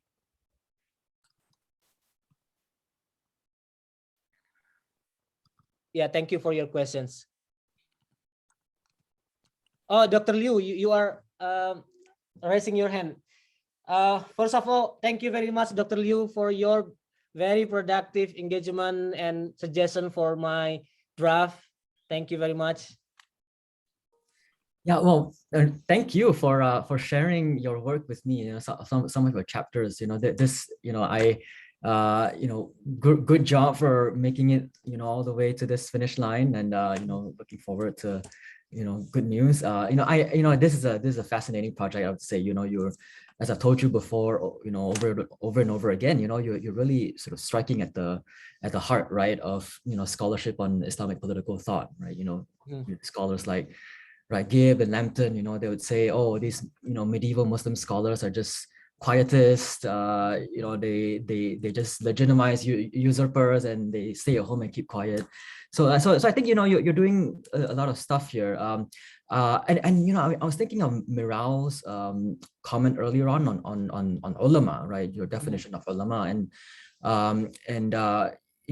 my comment is a little bit related to that, in that I think that you are looking at ulama, you use Zaman's really very expansive definition, right, of the ulama. But in a way, your work kind of narrows it down to mainly kalam and fiqh, right? Yes. The jurists mainly. So I, just want to push you a little bit, as you go forward, as you revise it into your book. And I mentioned this in my comments in your chapters as well, that, I think you should broaden your sources a little bit.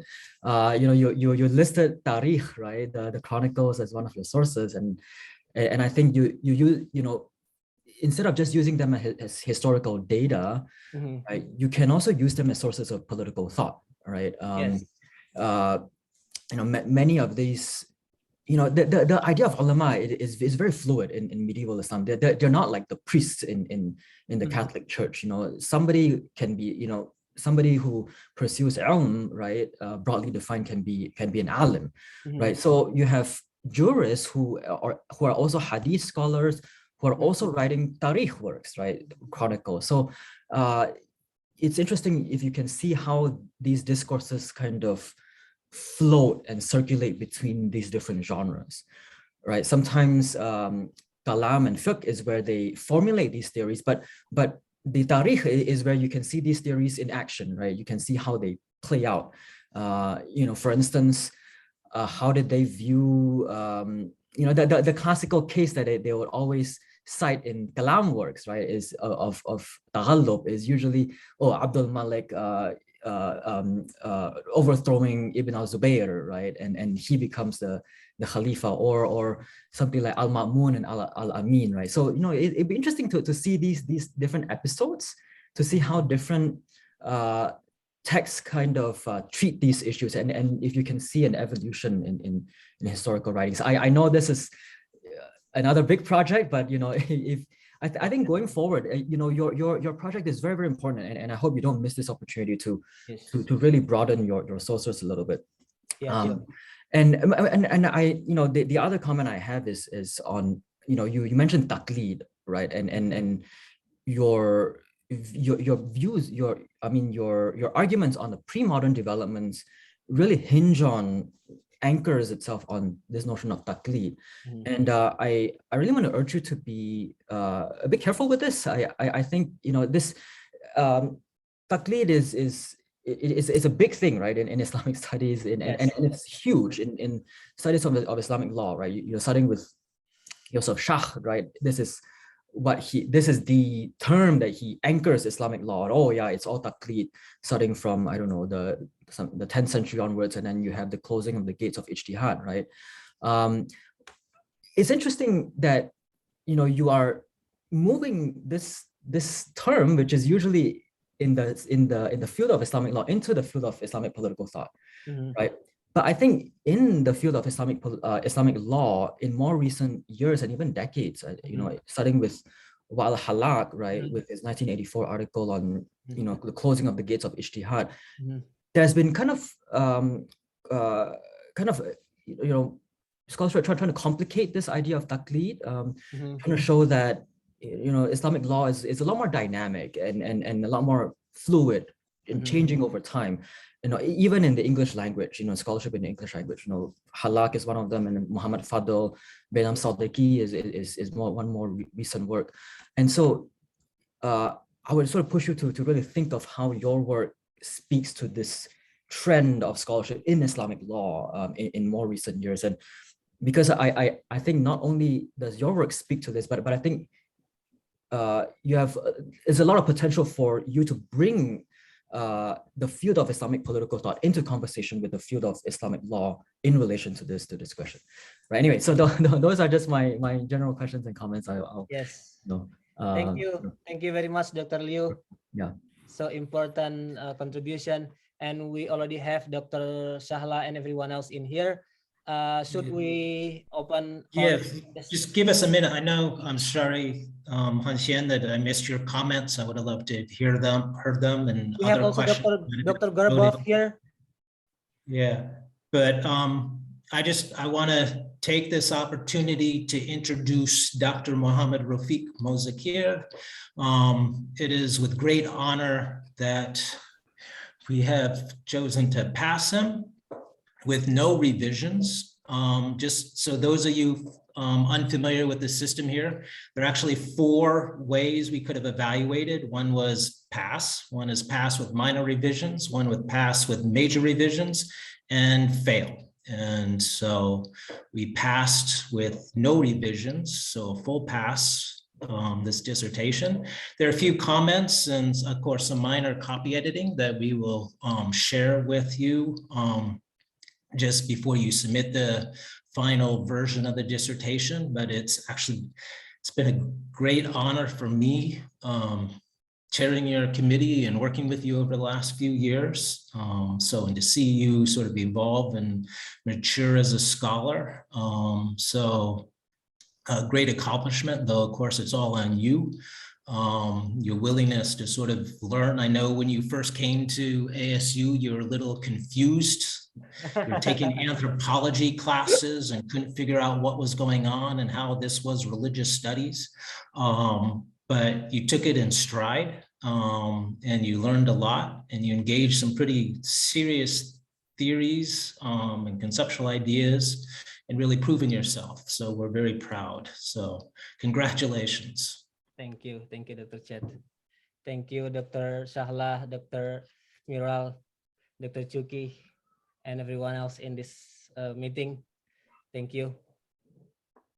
And hopefully we will have the chance to celebrate in person. Hopefully Sure, soon. sure. Looking Yeah. forward to it. Looking forward to Yeah, it. I'm sorry I'm not there to take you out, but I guess we had our little opportunity the other day, but Yeah. We will to have you in celebrate. I spirit. hope you take the time to enjoy and relax a little too. I know it's been a stressful couple of years. But again, congratulations. Thank you. You should Well done. add Dr. Rafiq. Now you are doctor. Yes. Alf Mabruk. Yes, Thank you Mabruk. very much. Congratulations. Yes. So You're right. I was confused in my first coming to ASU. My background was a seminary. I read Islamic books. I read, philology. I was trained as a theologian, as an imam, but I come to, this institution. Everything was new. What should I do with Talal Asad? What should I do with Abba Mahmoud? What should I do with Max Weber? But alhamdulillah, with persistent, and hardworking and dua from everyone else, yeah, I made through it. And thank you very much for everyone who contribute to my achievement right now. Thank you again. okay. I don't know if other people want to continue to engage you with questions or issues. I know many of you are probably, I thought I was late here being in Pakistan, but I know many of you are no doubt in Indonesia where it's a lot later. Yes. So thank you all for joining and making this a very sort of engaging kind of defense and supporting Dr. Rafiq. So again, we will sign off. And if you want to continue the conversation, you have the room. Anybody wants to stay on. But again, congratulations. And we'll be in touch. Each of us will share our just minor comments, edits, copy edits that we have. And certainly all of us also really encouraged, this is a book. There's a rich potential and contribution, I think, to the field here. And each of us have certain comments and suggestions when you move that direction. So to reach out again, after all of this and you settle down and start thinking about the next project, but we're around and we'll share our insights along those directions too and guidance. So again, good work. Thank you. Thank you very much. Thank you very much, Dr. Chet, everyone. Bye. Thank you so much. Bye-bye. Yes. Thanks, everyone. Yeah, have a good Thank one. you. I know you are late. Dr. Chet in Pakistan is already at 1 o'clock, I believe. 11 o'clock, just 11 o'clock. 11, yeah. Okay. So, Thank you, not too everyone. bad. Thank you. Congratulations. Yes, Great hearing thank you to the committee members. I know we're jumping off, but thank you all. Thank you, Dr. Garaboff, for your guidance as the graduate advisor. My pleasure. So, Yes, thank you very much, Dr. Garbov. My pleasure. It's great to see your accomplishments, and thank you to the committee members. We'll see you all hopefully in person soon. Yes. yes, inshallah. Inshallah. Okay. Bye-bye. Enjoy your time, Rafiq. Yes, Well thank you. deserved. Yes. Okay. We'll be in touch. Yes, inshallah. Thank you, Dr. Chet. Take care. Oke, terima kasih semuanya. Now we can speak bahasa. Please. Terima kasih Mas Rafiq sudah beri Alhamdulillah. kesempatan. Terima kasih doanya semuanya. Alhamdulillah. Dr. Rafiq ya. Selamat Mas Rafiq, the Dr. Rafiq. Dr. Rafiq. Keren. Semoga ilmunya bermanfaat nanti Mas Rafiq. Amin. Berat dengerinnya Mas, berat. Bawah yuk, join. Selamat Mas Rafiq ya. Congratulations. Kenapa? Congratulations. Join sama Mbak Wahyu sekarang, dokter. Iya. Makin banyak dokter di kelapa, hebat kelapanya. Makin maju. Ya. Dokter Rafiq. Iya, jangan doain sekarang untuk supaya bisa di sini ya.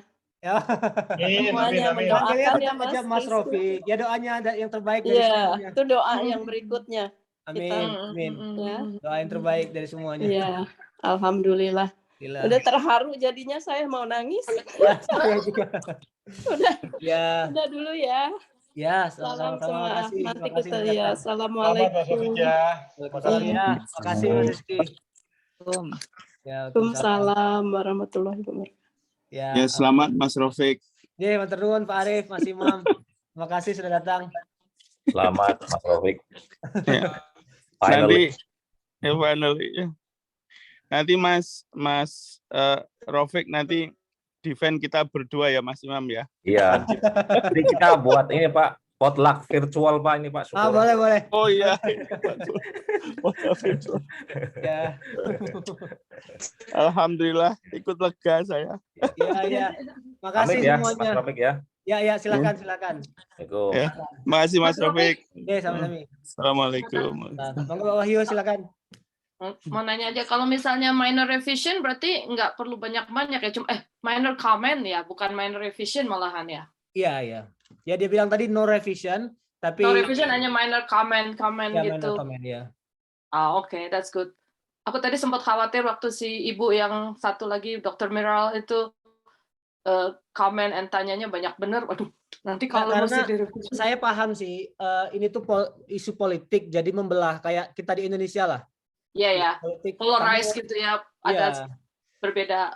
Dan kalau orang tinggal di Mesir, posisinya persis yang diambil oleh Dr. Miral tadi. Kalau orang Mesir, jadi pasti mereka akan support kudeta. Nah, karena ya presiden yang terkudeta itu ya dianggap nggak bisa, terlalu ikhwan. Ya dia bilang sih kamu tuh terlalu menunjukkan afiliasi ke orang yang terkudeta. Jadi kayak saya bersimpati kan. Ya, tapi ya namanya isu politik kan pasti membelah kan. Ya, jadi kelihatan juga sih dia ada tone yang agak beda gitu kan tadi tuh. Ya.